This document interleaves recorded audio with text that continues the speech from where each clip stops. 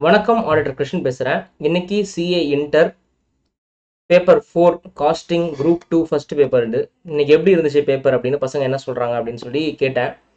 பசங்க என்ன சொன்னாங்கன்னா, சார் பேப்பர் வந்து ரொம்ப டஃப் கிடையாது, ஆனால் பேப்பர் லென்த்தி, ஒரு 2 சம்மில் உட்கார வச்சுடுது இந்த பேப்பர் நம்மள. ஸோ ஒரு 80-85 மார்க் தான் அட்டன் பண்ண முடியுது அப்படின்ற மாதிரி சொன்னாங்க. ஸோ யாருமே டஃப் அப்படின்னு சொல்லல, ஆனால் எல்லாருமே ஒரு 10 மார்க் விட்டேன், 15 மார்க் விட்டேன் அப்படின்ற மாதிரி சொன்னாங்க.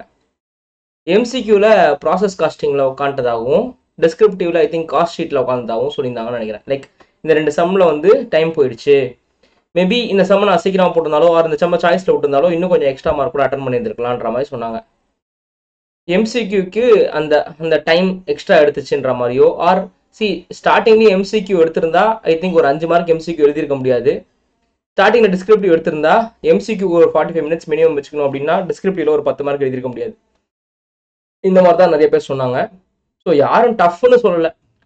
ஐசிஐ புக் ஃபுல்லாக போட்டு பார்த்து ஒரு 4 ஆர்டிபி 4 சஜஸ்ட் ஆன்சர்ஸ் போட்டு பார்த்துருந்தா இதில் வந்து ஒரு 70 மார்க் ஈஸியாகவே அட்டன் பண்ணிடலாம் அப்படின்ற மாதிரி தான் எல்லாருமே சொன்னாங்க. So we can expect like 60+ in this paper even if you attended for 85 marks அப்படின்ற மாதிரி தான் சொன்னாங்க. ஸோ 55 to 60 இதில் அச்சீவபிள் தான். ஸோ இது ரொம்ப டஃப்னு சொல்ல முடியாது. அட் த சேம் டைம் சிஏக்குன்னு ஒரு ஸ்டாண்டர்ட் இருக்குது, அந்த ஸ்டாண்டர்டுக்கு இது இருக்குது. ஸோ ஈஸியாக வரலனாலும் பிரச்சனை கிடையாது. இப்போ அடுத்தது auditing will be little general. நீங்கள் கொஞ்சம் பாயிண்ட் போட்டு அழகாக எழுதணும், லீகல் வேர்ட்ஸ் எழுதணும், ஓன் வேர்ட்ஸ் எழுதினா ஆடிட்டிங்கில் மார்க் வராது. எனிவே எம்சிக்யூவில் நல்ல மார்க் எடுக்க ட்ரை பண்ணுங்கள். All the best.